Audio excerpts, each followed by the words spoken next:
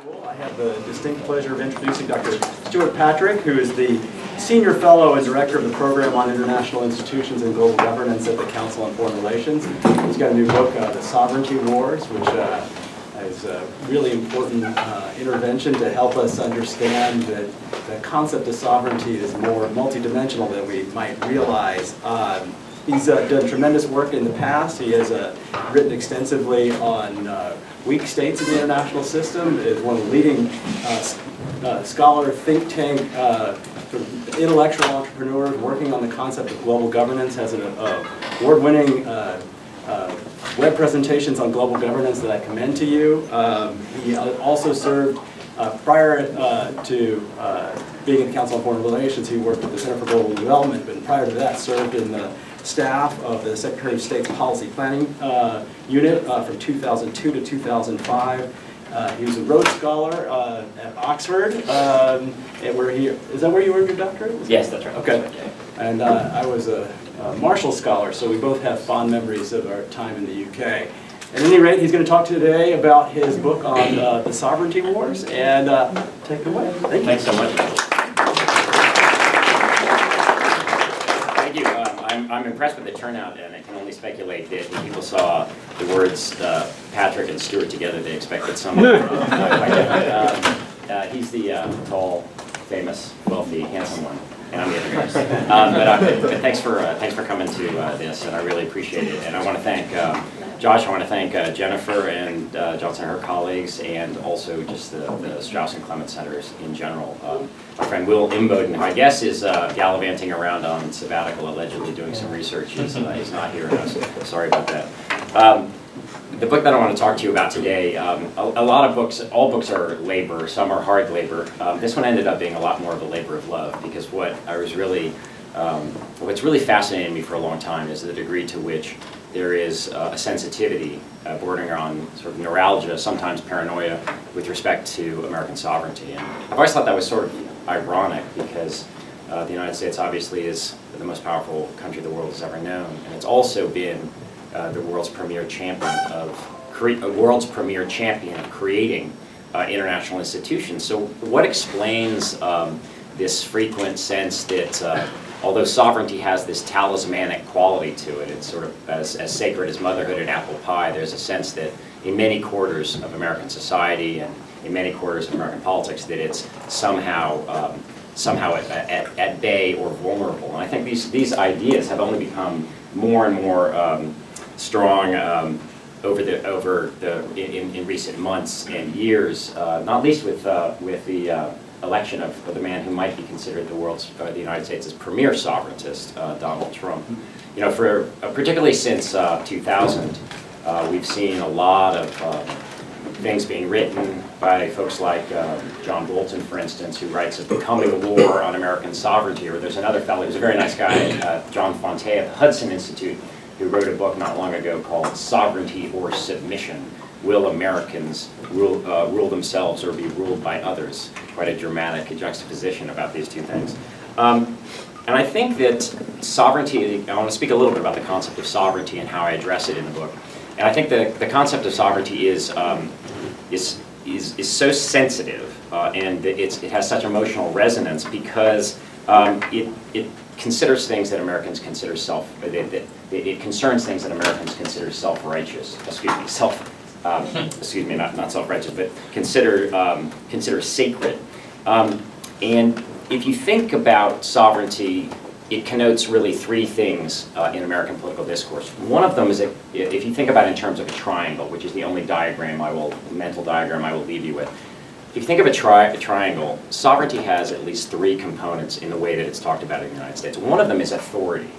The idea here is that the United States, like all states, possesses complete authority, supreme authority over its particular territory and population, as well as authority over cross-border flows that go across that territory. Authority is sort of most of you are too young to remember this, but some of the older folks in the audience may remember those old ads for Hebrew National hot dogs. And they said that, while while some hot dog production operations were fly-by-night, Hebrew National was different because it had to appeal to a higher authority, right? And the point of authority in U.S. sovereignty is that we don't do higher authority. We do the Constitution of the United States, and we're not subordinate in a sense to others. And that's one conception of sovereignty, and it's the one that actually gets the most heat in debates. But there are two other dimensions of sovereignty. So for you guys, at the lower left corner of the pyramid is what I call autonomy or freedom of action. And that's this notion that the United States is somehow like Gulliver being constrained, even if it's been voluntarily constrained by alliances or these sinews by Lilliputians sort of holding it down and really reducing its room for maneuver. So that's another aspect of sovereignty that's often mentioned. But then there's a third aspect of sovereignty, and that's what I call influence, or the ability to control your fate as a nation. And the argument that I make is that to control your fate as a nation, increasingly in an age of globalization, requires international cooperation. And far from being an abdication of sovereignty, in an age of globalization, the actual ability to use collective action to do things that independent action can't get you is, in a sense, an expression and embodiment of sovereignty. And that's the way we should look at multilateral treaties and multilateral organizations.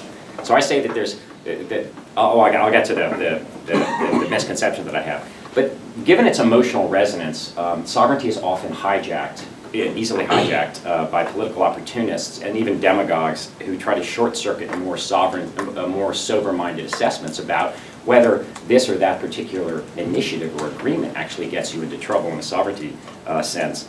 And I sometimes think of the defenders of sovereignty as being a little bit sort of in the Yosemite Sam mold, in the sense that they're rootin' and tootin' and their danders up because they think that the United States somehow is giving up things. Or if you think about the General Jack D. Ripper in the movie Dr. Strangelove, who says that communists are after the country's vital bodily fluids. There's sometimes an element of that. And believe me, when you run a global governance program at the Council on Foreign Relations, you get a lot of colorful email along those lines. Some of it is scripturally informed, which along the lines of, Dr. Patrick, you seem like a smart guy, but global governance didn't work for Beelzebub at the Tower of Babel. It's not going to work for you either. But be that as it may, that was really what got me into this. Why is this such a neuralgic issue? I want to emphasize that the preoccupation with sovereignty is not limited to sort of the black helicopter fringe that believes that the United Nations has a fleet of aircraft that is going to come take away America's liberties. And there are legitimate debates over the boundaries of sovereignty and how that sovereignty is expressed. I actually begin many of the chapters with vignettes. Antonin Scalia being outraged that Associate Justice Anthony Kennedy has invoked foreign legal materials in a Supreme Court case striking down the juvenile death penalty in 2005, for instance. Or Orrin Hatch complaining that if the United States signs up to the UN Convention on the Rights of Persons with Disabilities, a treaty, mind you, that was crafted on the American with Disabilities Act that George H.W. Bush's administration came through, that if we did that, this would, in fact, jeopardize virtually all aspects of American life. So some very sort of pretty big claims, but also other quotations from George W. Bush and others. But I've also quoted folks on the left, too, because this isn't a purely partisan issue.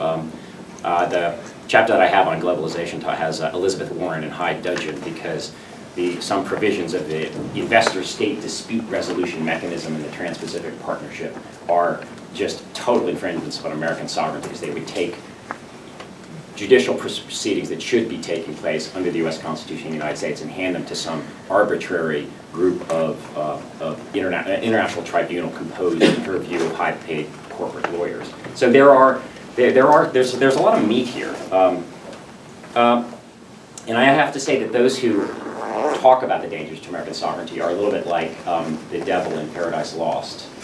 They often get all the good lines.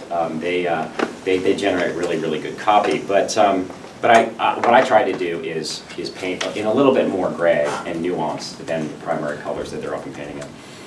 It's a more than academic interest, this topic too, as well, because as I said, the most prominent sovereigntist in the United States today is arguably Donald Trump. When the president mentions the word sovereignty 21 times at the United Nations in September and describes it along with stability and prosperity as one of the pillars of world order, you can bet that at least somebody in the White House, the president perhaps the speechwriter, thinks it's a really important topic. And here's what I argue, is that contrary to common claims that U.S. sovereignty is under siege or much less at bay, it's actually doing just fine. To make just one point, as I said before, the U.S. decision to join an international agreement or to enter into an international organization is not an abdication of sovereignty, it's an expression of it, and the United States is fully capable of pursuing international cooperation without sacrificing its constitutional independence. At the same time, I do make the point that globalization forces us to think differently about sovereignty and to consider what I call sovereignty bargains. In particular, to gain the benefits of international cooperation in confronting the most pressing challenges of globalization, the United States has to be willing to cede some absolute autonomy or willing freedom of maneuver. And this should not be controversial to anybody who's studied regime theory. It's sort of the basis of regime theory in a lot of ways. I already discussed my concept of the triangle, the sovereignty triangle, and the practical reality that the three dimensions of sovereignty, authority, autonomy, influence don't always go together. And that actually complicates discussion about them in the United States. And so what I'm trying to do is basically say people are often talking past each other because they're using the term to mean very different things. The most volatile discussions of sovereignty are those that animate a school, particularly a school of legal thinking. They call themselves the New Sovereigntists, center on the alleged sacrifices of U.S. constitutional authority to global bodies. The idea here is that international treaties, supranational organizations, international legal trends, and foreign jurisprudence are basically depriving the United States of its constitutional authority or diluting it. And these are claims that are made by folks like John Yoo, former counsel at the George W. Bush White House, John Bolton, John Kyle, former senator of the state of Arizona, Doug Feith, former Undersecretary of Defense during the Bush administration, and the legal scholar Jeremy Rabkin, but there are many others. I find these claims to be quite alarmist, and I go through it in the book why I think so. Much more common, again, I say, are the trade-offs that we have to make to deal with globalization between sovereignty as freedom of action and the benefits of collective action. Donald Trump's speech was hardly the first time that he mentioned the concept of sovereignty. It has been at the heart of his entire political career since he declared his interest in the presidency. It's at the heart of his critique of trade agreements like the TPP or the World Trade Organization, his fixation with border security, particularly the desire to build his wall, the United Nations, including the desire to defund the United Nations and to think about whether or not there are certain UN treaties that we should no longer be a party with. So since January 20th, the promotion of U.S. sovereignty has been, I would argue, at the heart of what Donald Trump means by placing America first. It is at the heart of his critique of the struggle between nationalists versus elites, populists versus elites, and nationalists versus globalists. When Steve Bannon, his consigliere who went back to Breitbart, left the administration, people thought that might be toned down. We have actually not really seen that. He's invoked sovereignty, that is the president, when in talking about the border wall, saying a nation without borders is not a nation. When the administration's trade policy was released in April, it placed defending American sovereignty as the core of the U.S. trade policy. And then, of course, there was the climate change withdrawal. It was fascinating in the Rose Garden, and you recall he's in the Rose Garden, right? And he's explaining why the United States is pulling out of the Paris Accord. But instead of simply framing it in terms of U.S. national interest, although he did that to some degree, he spent at least 3 paragraphs talking about this as a violation of American sovereignty, which to my ears was a little bit weird since it's a voluntary, almost entirely non-legally binding agreement, at least as far as the United States. And it actually had been pitched that way by the Obama administration to avoid having to put it through Senate ratification. Nevertheless, he suggested it was a violation of U.S. sovereignty. And and perhaps aware of the sort of thin ice that he was on, he said, well, as we know, these voluntary agreements very quickly become legally binding agreements, and there's a slippery slope dynamic that takes hold, which, if you took that argument seriously, you could never sign up to any agreement, because it would always sort of be going to the worst possible reductio ad absurdum. And then, of course, there was his 21-gun salute to sovereignty at the UN.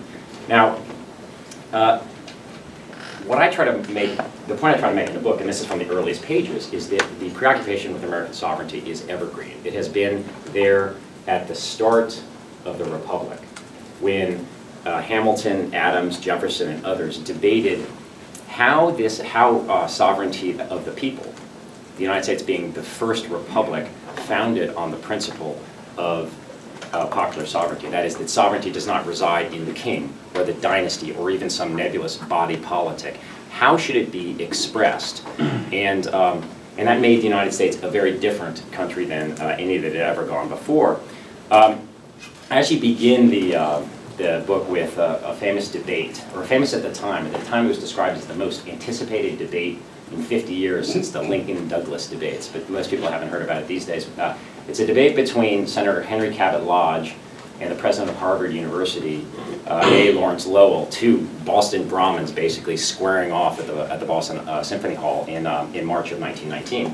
And they're debating, of course, the League of Nations and should the United States be part of it. And Wilson has just come back, actually landing in Boston, ironically on a ship that George Washington named for the president who warned us about sort of permanent alliances.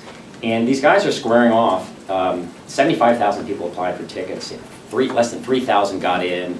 You know, their telegraphs are going to be sending this message around the United States and around the world as to what happened. And the transcript is totally fascinating, because you read it and you think, let's see, what are the issues? How much is League of Nations membership going to infringe upon the United States Constitution as the primary source of law? How much is it going to restrict U.S. freedom of action, including under the Monroe Doctrine? What's it going to do about executive legislative power, particularly in the wake of what Republicans thought of as an overreaching executive? What's it going to do about the United States' ability to control its borders from a quote-unquote flood of Chinese, Japanese, and Hindu labor at the time, right? So if it changed some ethnicities, and we're pretty much where we are right now, right? Well, how are we going to be able to control our own trade and tariff policies if we do this, and many other things? Won't this influence our domestic, political, and social policies? So these things are evergreen, and yet if you read the debate, what's fascinating is that there's also a certain amount of idealism even in Henry Cabot Lodge's statements, and this signals something sort of political, cultural about the discourse of American sovereignty. He says, towards the end, he has this peroration at the end of his sort of rebuttal period. He says, "I want to keep America as she has been, not isolate it, not prevent her from joining nations for these great purposes, but I wish her to be master of her fate. Let her go on in her beneficent career. I want to see her stand as she has always stood, strong and alive, triumphant, free." You know, he's speaking right in front of this huge American flag that's behind him. So despite, the argument that I make is despite America's turn to globalism, these sentiments have endured, and their impulses have actually risen since the end of the Cold War. Today, many American politicians and intellectuals, as well as citizens, believe that U.S. sovereignty is in grave danger, thanks to proliferating international organizations, disturbing international legal trends, and porous borders that jeopardize both the rule of law and dilute American identity, as these people conceive of it. This attitude is most widely held by conservative nationalists, but not entirely or uniquely. And it also helps within the Senate explain why it's almost impossible to get a multilateral treaty ratified these days unless it concerns something as reasonably obscure as the disposition of straddling fish stocks in the Pacific, which is only slightly an exaggeration. Now with this audience, there's no need to recapitulate the history of sovereignty. Suffice it to say that the emergence of the sovereign state in the Middle Ages marked the political transition, the late Middle Ages, the political transition between the Middle Ages and the modern world. and that sovereignty has obviously now become the universal organizing political principle around the world, so that the entire surface of the globe, with only a few exceptions beyond Antarctica, is actually divided into territorial states. Nor is it really necessary to go through the fact that, as Stephen Krasner has argued, there's a lot of hypocrisy that has always accompanied the principle of sovereignty. Countries giving lip service to it, but tolerating violations. What I want to focus on is why sovereignty is so sensitive to Americans. Now, the point I do make in the book is that a lot of countries are obsessed with sovereignty. It was no accident in the first half of Donald Trump's speech to the United Nations, before he got to the part about, which got all the press, about wiping North Korea off the map, that the first part of it was actually relatively well received, because he was speaking to a bunch of nations in the United Nations, many of whom were members of the non-aligned nations, or the G77, who are obsessed with sovereignty. And so he got a lot of applause during that portion of the speech, until he sort of moved in another direction. One of the reasons there are several reasons why sovereignty is a big deal for the Americans, a particularly big deal. One, as I said, the United States is about ideology. It's about ideology, and it's the Americans. Our unique historical contribution to the concept of sovereignty is the concept of popular sovereignty. And we are skeptical enough of our own leaders and delegating authority to our own political leaders that we get even more skeptical about delegating it to political leaders or agency heads or international organizations that are one or two steps removed. So the chain of delegation makes it really, really difficult. But Americans have always, in their own political system, said, we have popular sovereignty. Sovereignty resides in the people.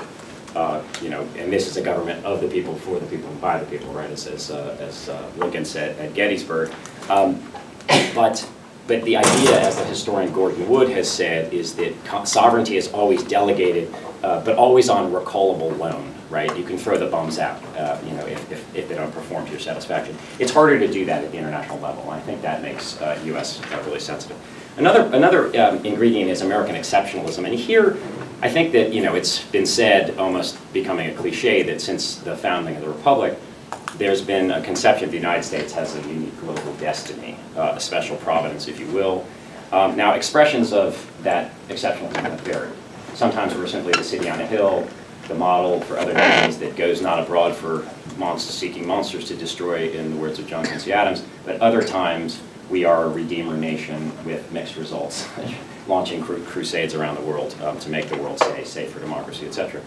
But there's an element of American exceptionalism that is interesting, and that is an assumption that the United States has much to teach the rest of the world and rather little to learn from it.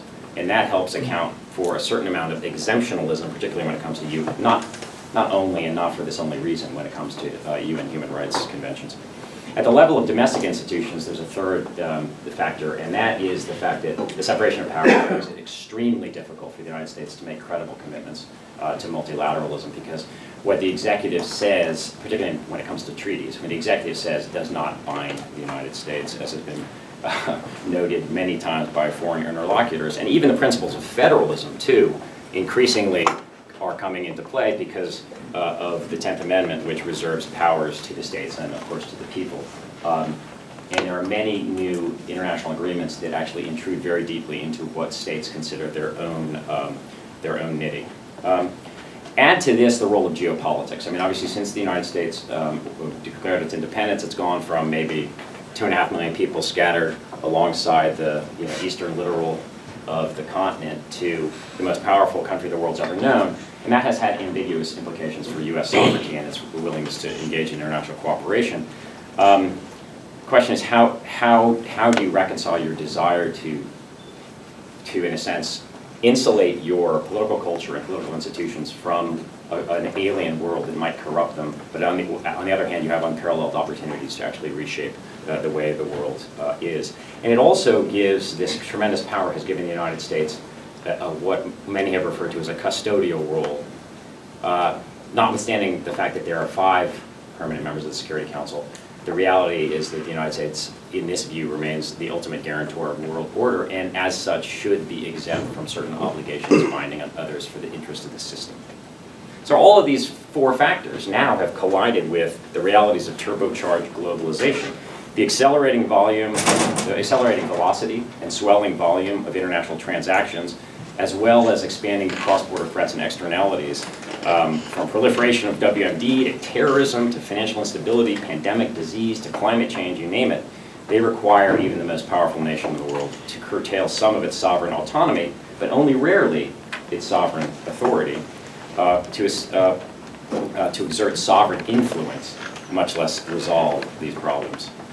The Sovereignty Wars looks at how American attitudes and conceptions of sovereignty have actually shaped and continue to shape U.S. attitudes in 5 different domains. And I'm not going to go through these at any great length, partly because I want you to buy the book, which is going to be for sale. Did we mention it's going to be for sale? It will be afterwards, yeah. So it's going to be for sale? Yeah. Afterwards? Yeah. Just right after this? That is unbelievable. And I have that's crazy. That is an amazing coincidence. So my chapter on international law, which is titled Do As I Say, Not As I Do, tries to capture the Janus-faced attitude of the United States with respect to international law. I mean, the United States has been both the leading proponent and a major obstacle of a rule-bound international system. And again, I begin with a couple of vignettes. The first is this Antonin Scalia saying, I thought it was the Constitution of the United States we were discussing when Anthony Kennedy is trying to bring in foreign legal materials to bolster the striking down the juvenile death penalty. But another is Rick Santorum, as well as Orrin Hatch and others, saying that ratifying that disabilities treaty would change virtually all aspects of American life. And the sovereignty concerns about law focus on several perceived problems. One of them is a proliferation of intrusive multilateral treaties that increasingly deal, they're not just about tariffs at the border, they're about behind the border things that really get into domestic regulatory policy, among other things. There's complaint that left-wing NGOs, usually left-wing NGOs, hijack UN treaty-making bodies. This is sort of a, NGOs gone wild thesis, that having failed to get what they want in the domestic political environment, they go to take things at the international level, get a second bite at the apple and try to make this happen. They certainly try to do that. I guess the point I make is that they're very unsuccessful in doing it, basically, at least in terms of influence, any evidence that it's ever influenced U.S. foreign policy. There's questions about the status of customary international law, which is supposed to be enduring, and it's supposed to be something that's fundamental, and you see it develop over time. And now there's complaints that customary international law is declared like this, and that violates American sovereignty. And then, of course, there are issues about whether or not the United States Supreme Court and other courts should be able to incorporate some of these international legal materials and findings. I look at these, I don't dismiss them all out of hand. I try to take a pretty balanced approach, but I find most of them largely without meaning, or at least exaggerated, I guess I would say, and manageable, that these issues are manageable. So I think that the sovereigntist position grossly exaggerates the transfer of authority that has occurred in international law and institutions, via international law institutions. The next chapter is called, which I call Don't Tread on Me. It looks at the dilemma that the United States faces when it comes to international security. And that is the question of, on the one hand, the United States has a clear incentive, general incentive to cooperate with other countries to handle the challenges of security interdependence, whether we're talking about nuclear nonproliferation or transnational terrorism or so-called threats without a threatener, like the threat posed by potential pandemic disease. And yet, on the other hand, obviously, it wants to retain as much freedom of action as possible.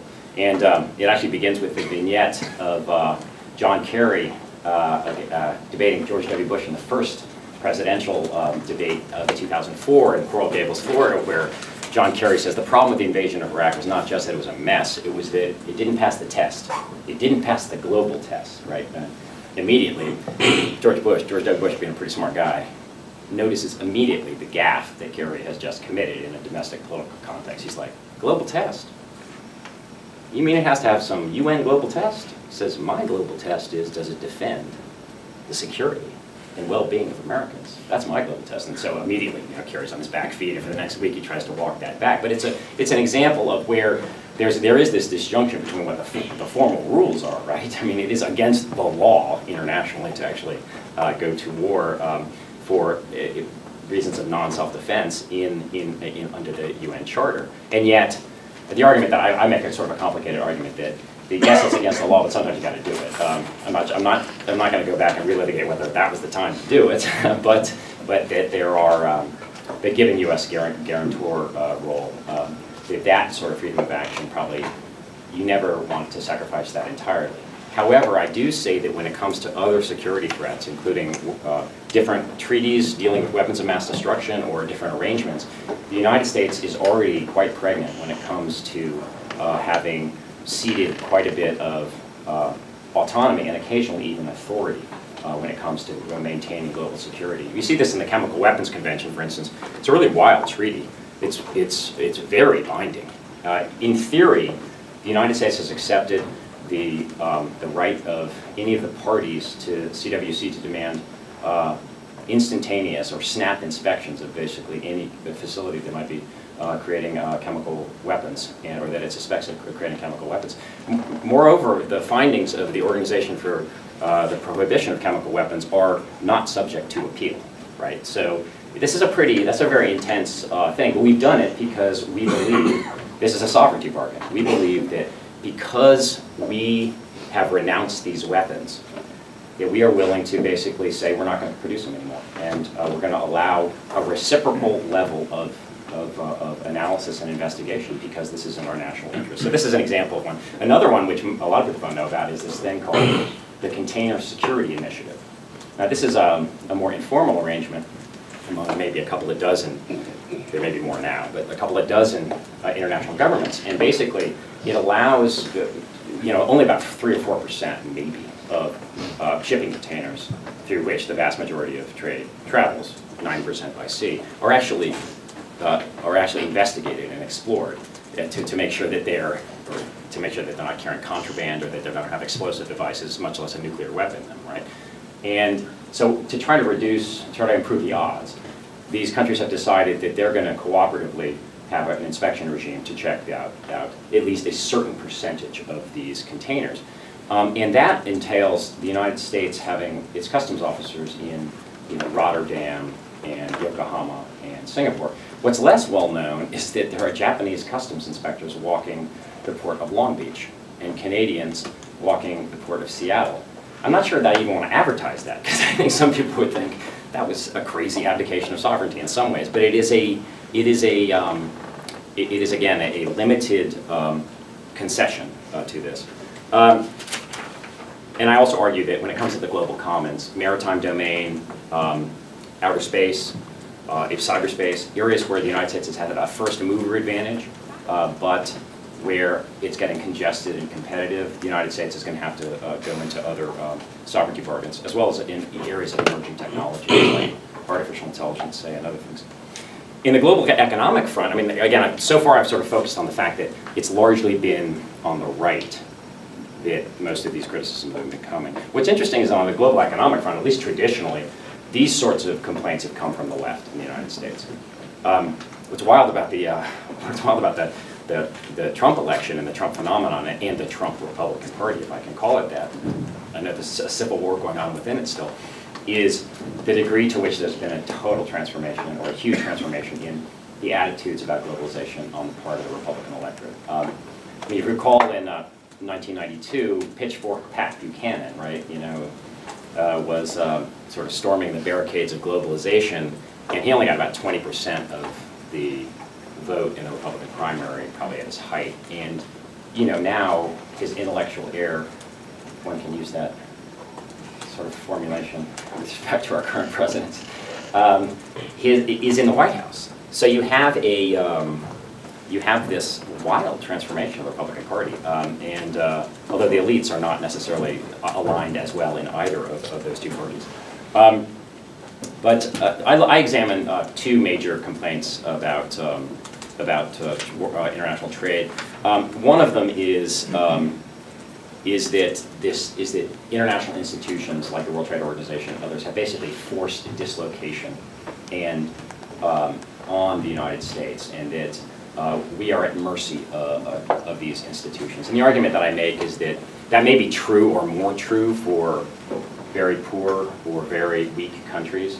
But the problem, if there's been a sovereignty failure in the United States, it's been a failure of the United States government under successive administrations and Congresses to actually make full use of its sovereignty powers, to actually recast the bargain of globalization along the lines of what John Ruggie has called a compromise of embedded liberalism, so that there actually are greater social safety nets and adjustment plans. And my colleague, Ted Alden at the Council on Foreign Relations, has written a great book on that topic called Failure to Adjust, Why Americans Got Left Behind in the Global Economy.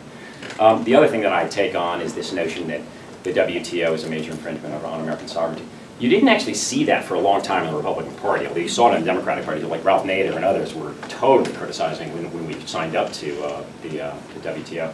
But more recently, including in the Trump administration, you've seen things where basically they're laying the groundwork for saying, hey, if the appellate body of the WTO disagrees with us, we're just going to walk, or we're just going to ignore it, which is not a particularly constructive approach to, if you want to reformulate global trade policy. I mean, simply unilateral action is probably, I mean, it may be one way to get things going, but it's not. But eventually, if they want this to change, they need to try to get together with other countries to try to forge or recast an agreement with, about the rules of the World Trade Organization. I go into, my book also goes a little bit into border control and international and U.S. sovereignty in a chapter that I call Good Fences Make Good Neighbors. And that one begins with, as you might expect, the vignette of on the day he announces his presidency, of Donald Trump saying, you know, we're going to build a great big beautiful wall along our southern border. And again, a nation without borders is not a nation. And it looks at sort of the history of how the United States has conceived of its borders and how it's related that to issues of sovereignty. And the argument that I make a couple of arguments there. One of them is that I think that this debate over American borders touches on, unlike the other chapters, touches on something that I haven't touched on in earlier parts of the book, which is the fact that sovereignty has a societal dimension, right? In addition to the fact that the state should be able to control its borders, et cetera. And I think the issue of immigration hits at it. It hits at this societal dimension. I think that that when you talk about popular sovereignty, that presupposes the notion of a people, right? And the question is, how is that people going to be defined? Now, historically, at least, in terms of our principles in the United States, the people have been defined largely as people who are willing to come to this country and abide by its principles, political principles. So it's often been said the United States is an idea nation, not a people nation. We are a principle nation, not a blood and soil nation.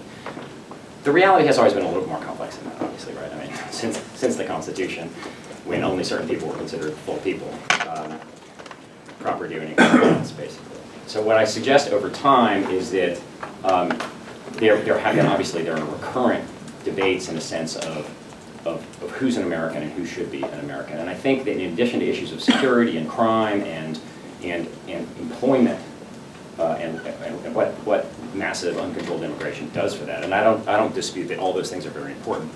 There also is a question of